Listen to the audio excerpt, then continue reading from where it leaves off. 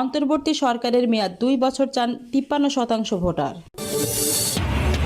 জানাবো ছাত্র জনতার উপর র্যাবের পক্ষ থেকে কোনো গুলি করা হয়নি বললেন মুখপাত্র।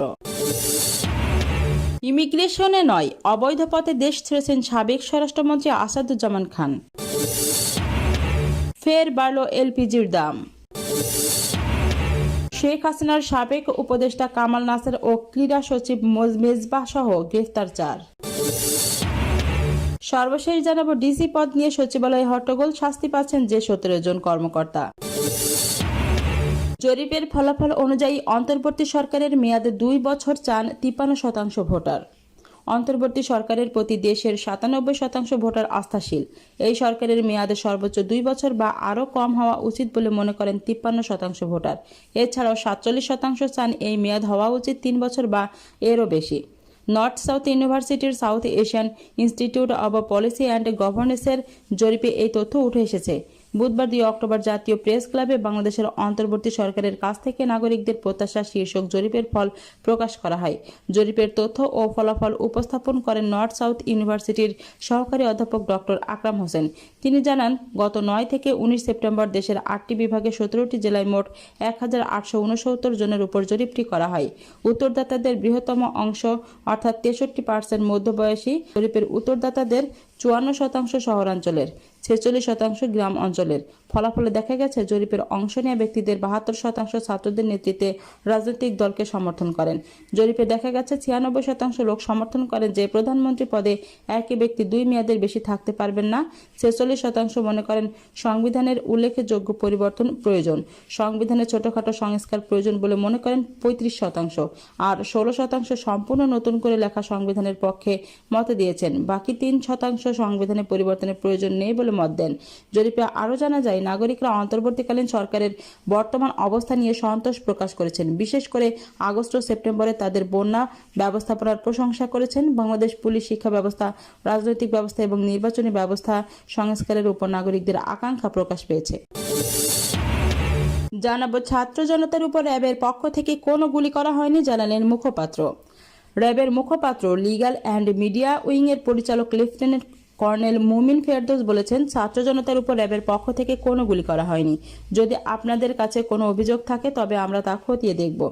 বুধবার দুপুরে রাজধানীর কারওয়ান বাজার র্যাব মিডিয়া সেন্টারে আয়োজিত এক সংবাদ সম্মেলনে সাংবাদিকদের এক প্রশ্নের জবাবে তিনি কথা বলেন।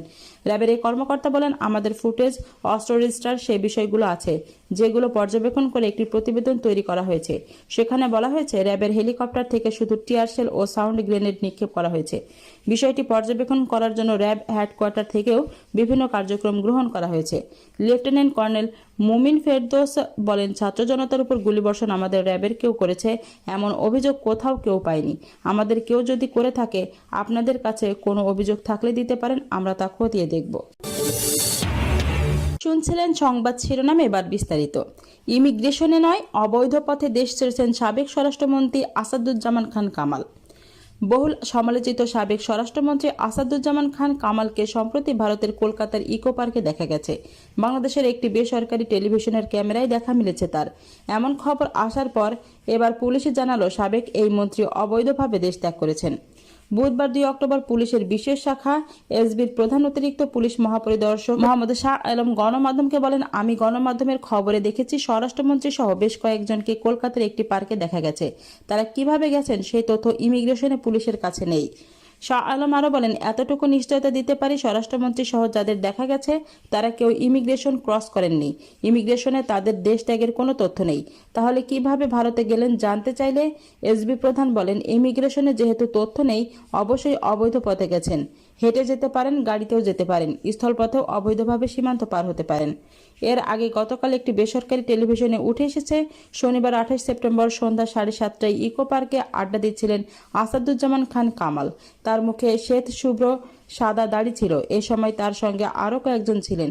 তবে সেখানে কিছু বাংলাদেশি জড়ো হওয়ায় তাদের এই আড্ডা বেশিক্ষণ স্থায়ী হয়নি, দ্রুত সরে যান। সে সময় পার্কে থাকা কয়েকজন বাংলাদেশি নাগরিক সংবাদ মাধ্যমটিকে বিষয়টি নিশ্চিত করেছেন। এদিকে আসাদুজ্জামান খান কামালকে ধরতে দেশে 4 দফা অভিযান চালালেও ব্যর্থ হয় আইনশৃঙ্খলা রক্ষাকারী বাহিনী।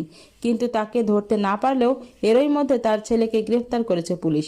উল্লেখ্য, গত 5 আগস্ট ছাত্র জনতার আন্দোলনের ফলে দেশ ছেড়ে ভারতে পালিয়ে যান শেখ হাসিনা। তৎকালীন এই প্রধানমন্ত্রীর পতনের পর তার সরকারের প্রভাবশালী মন্ত্রী ও এমপিদের একের পর এক দুর্নীতি সামনে আসছে, সেই সঙ্গে চলছে মামলা ও গ্রেফতার। জানাবো, ফের বাড়ল এলপিজির দাম। ভোক্তা পর্যায়ে আবারও বাড়ল এলপিজির দাম। 12 কেজি সিলিন্ডারের দাম 35 টাকা বাড়িয়ে 1455 টাকা নির্ধারণ করা হয়েছে। এই নিয়ে পরপর 4 মাস এলপিজির দাম বাড়ল। বুধবার বাংলাদেশ এনার্জি রেগুলেটরি কমিশন এই ঘোষণা দিয়েছেন। আজ সন্ধ্যা থেকে এই দাম কার্যকর হবে। ঘোষণায় বলা হয়েছে, বেসরকারি এলপিজির রিটেইলার পয়েন্টে ভোক্তা পর্যায়ে মূসক সহ মূল্য প্রতি কেজি 121 টাকা 32 পয়সায় নির্ধারণ করা হয়েছে। রেটিকুলেটেড পদ্ধতিতে তরল অবস্থায় সরবরাহ করা বেসরকারি এলপিজির মূলক সহ প্রতি মূল্য কেজি 117 টাকা 49 পয়সায় নির্ধারণ করা হয়েছে। এছাড়া অটো গ্যাসের মূল্য প্রতি লিটার নির্ধারণ করা হয়েছে 66 টাকা 84 পয়সা। এর আগে গত 2 সেপ্টেম্বর 12 কেজি সিলিন্ডারের দাম 44 টাকা বাড়িয়ে 1421 টাকা নির্ধারণ করেছিল বিইআরসি। আগস্ট মাসের জন্য 12 কেজি এলপিজির সিলিন্ডারের দাম জুলাই মাসের তুলনায় 11 টাকা বাড়িয়ে 1377 টাকা নির্ধারণ করা হয়েছিল। এর আগের মাসে এর দাম বাড়ানো হয়েছিল 3 টাকা। সে সময় 12 কেজির সিলিন্ডারের দাম নির্ধারণ করা হয় 1366 টাকা। জানাবো, শেখ হাসিনার সাবেক উপদেষ্টা কামাল নাসের ও ক্রীড়া সচিব মেজবা সহ গ্রেফতার 4। সাবেক প্রধানমন্ত্রী শেখ হাসিনার মুখ্য সচিব ও উপদেষ্টা কামাল আব্দুল নাসের চৌধুরী এবং সাবেক যুব ক্রীড়া সচিব মেজবা উদ্দিন আহমেদ সহ 4 জনকে গ্রেফতার করেছে পুলিশ। গ্রেফতারকৃতদের মধ্যে আছেন সাবেক যুব ক্রীড়া সচিব মেজবা উদ্দিন আহমেদ, এক্সিম ব্যাংক ও বিএবির সাবেক চেয়ারম্যান নজরুল ইসলাম মজুমদার এবং বসুন্ধরা গ্রুপের কোঅর্ডিনেটর আদনান।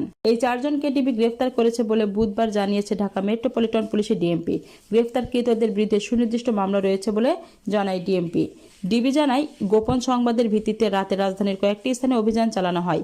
সাবেক প্রধানমন্ত্রীর মুখ্য সচিব উপদেষ্টা সহ 4 জনকে গ্রেফতার করেছে। অন্য 2 জন হলেন এক্সিম ব্যাংক ও বিএবির সাবেক চেয়ারম্যান নজরুল ইসলাম মজুমদার এবং বসুন্ধরা গ্রুপের কোঅর্ডিনেটর আদনান।